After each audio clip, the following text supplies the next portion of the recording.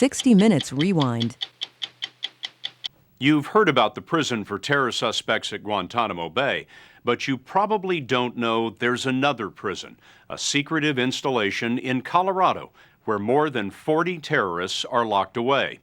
The government won't say much about this place it calls ADX, short for United States Penitentiary Administrative Maximum.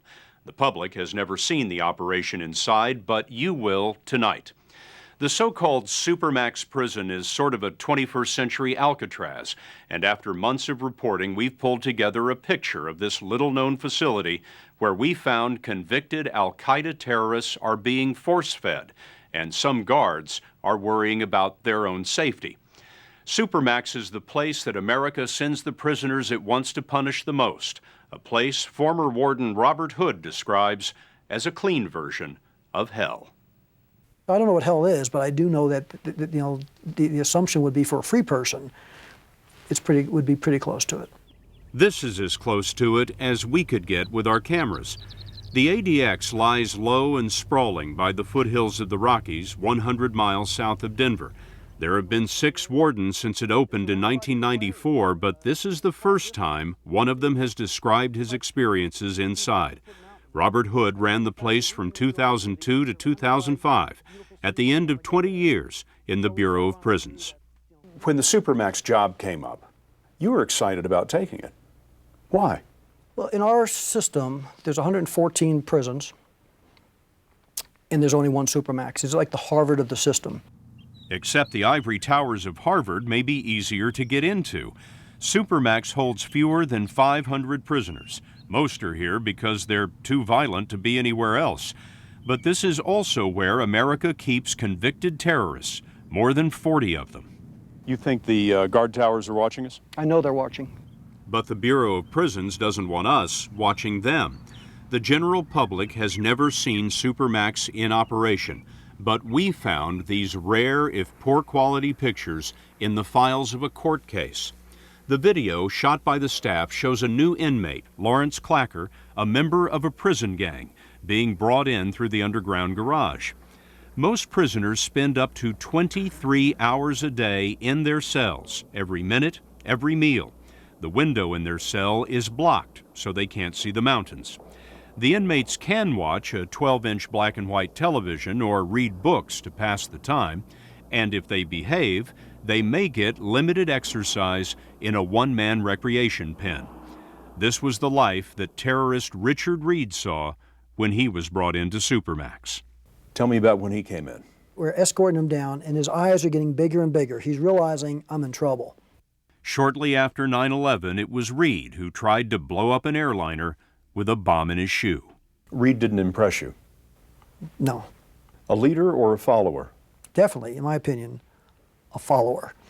I think he would jump off the top of the Empire State Building if he thought it was for the right cause. We've learned that Reed, seen here in his cell, is in a special wing for terrorists called H Unit. Others include Zacarias Moussaoui, who wanted to be one of the 9/11 hijackers, and Wadi El-Haj, Osama bin Laden's former private secretary. Another terrorist in Supermax is Ramzi Youssef, the leader of the first World Trade Center attack in 1993. What did you make of him? The most interesting inmate in my career. I was surprised that he was extremely respectful, prayed almost on the hour. Youssef has lived in the ADX for 9 years, sacrificing to live by his own code. Something as simple as recreating. He would have to be strip searched to go recreate. He chose not to do that because of his belief that it'd be inappropriate for us to show his body or see his body. And so he stays in the cell? Never been out, to my knowledge. 8 years after Youssef's World Trade Center attack came 9/11, and the inmates saw it on the TVs in their cells. We had a lot of them jump up and down, scream and yell and clap, and they were very excited. Barbara Batulis is a corrections officer speaking to us as head of the officers' union. She is the only current Supermax employee who would sit down for an interview. I'm curious about the Islamist extremists, the terrorists in the prison. As a group, what are they like? How do they behave? A lot of them behave self-righteously, very needy, but me being a female, I think that's part of me dealing with them also. Wait, you said they're needy? Some of them are. What do you mean by that? They want more than what they have coming. Like what?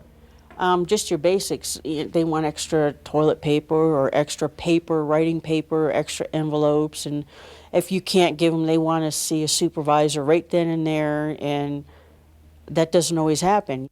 There have been concessions to the Islamic terrorists. We got a hold of the commissary list and we found prayer rugs for $18 and a menu with no pork. But still, they're ordered around by female guards, and that really upsets them. A terrorist inmate threatened to kill my family because I was doing my job. I wonder, do the corrections officers prefer to work elsewhere in the prison? Do they prefer to work with the gangbangers and the murderers as opposed to the... Really? I do. Because I am a female. You can feel it? Oh, yes. Yes, it's very obvious. I mean, they just look at you with sheer disdain. The story will continue after this. Turns out that sheer disdain doesn't end there. We're told that there have been frequent hunger strikes among the Islamic terrorist inmates inside Supermax, and to keep the inmates alive, there are often force feedings. That's when an inmate is restrained and liquid nourishment is poured down a tube in his nose. We're told that there have been a dozen hunger strikers, and one of them used to be Osama bin Laden's secretary. Former Warden Robert Hood told us that he supervised many of these feedings. I probably authorized, conducted 350, maybe 400 of involuntary feedings. Not 350 or 400? Not individuals, because you can have one person 3 meals a day for 2 months. That adds up. Bureau of Prisons records that we have seen show that there have been as many as 900 of what the Bureau calls involuntary feedings of terrorists in H Unit since 2001. Why did they stop eating? What was the complaint? It was conditions of confinement. Some of the conditions that they object to are outlined in this document.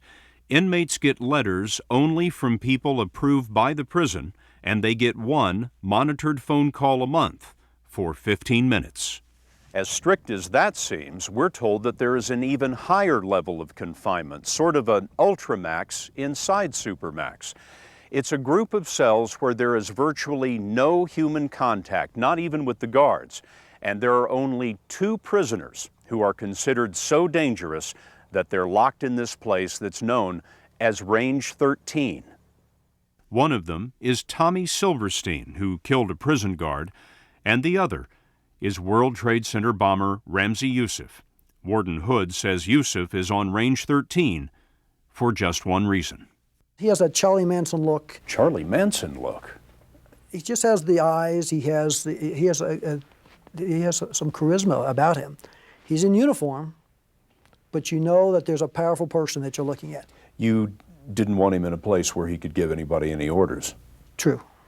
We're told something strange is happening with Youssef. He now insists that he has renounced Islam and converted to Christianity.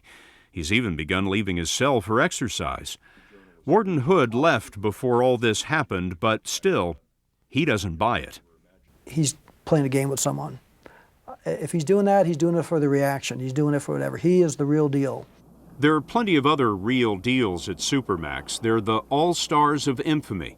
There's Ted Kaczynski, the Unabomber, Oklahoma City bombers Terry Nichols and Tim McVeigh before McVeigh was executed, and Robert Hansen, the FBI supervisor turned Soviet spy.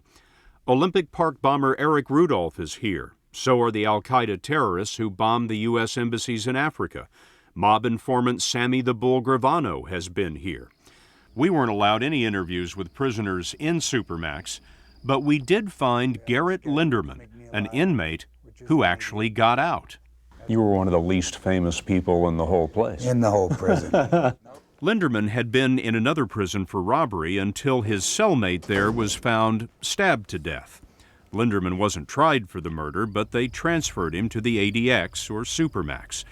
He was released, then robbed a bank, and we found him here in Washington State. How's the ADX different than other lockups you've been in?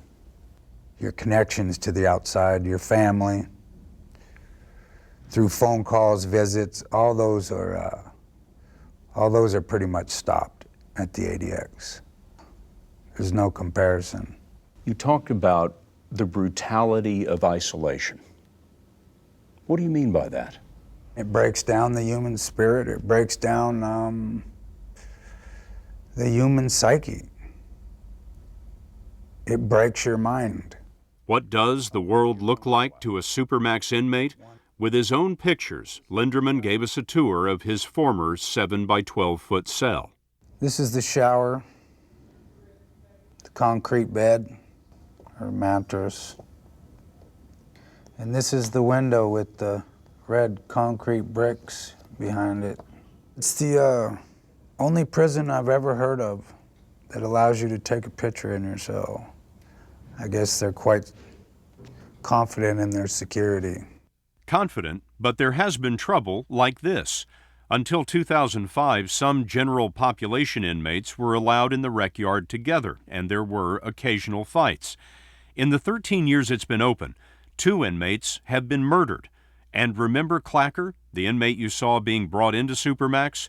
He later killed himself, one of 4 prisoners who committed suicide. There remains another concern for safety today. Barbara Batulis, who is the head of the officers' union, told us that the prison is dangerously understaffed, with more than a quarter of the staff jobs unfilled. We've been told that entire housing units that house notorious gang members and terrorists have gone uncovered and have been monitored by officers elsewhere in the prison during these staff shortages. Is that true? I can't really say anything about that. That's internal security, and I can't talk about that. I can tell you that we are very short-staffed. What's at stake? Lives. I firmly believe staff lives are at stake. It's not just her opinion. Last year, a federal arbitration judge agreed that the prison was short-staffed and said that assaults and threats from inmates were increasing. The current Supermax warden met with us briefly and told us that the staffing shortage is overblown by the union, but he wouldn't appear on camera. In fact, no one at the Federal Bureau of Prisons would sit down for an interview. Supermax remains the least known prison in America. I've heard the ADX described as a clean version of hell. The perfection of isolation painted pretty. The perfection of isolation, is that the way it felt to you? Yeah, they've perfected it there.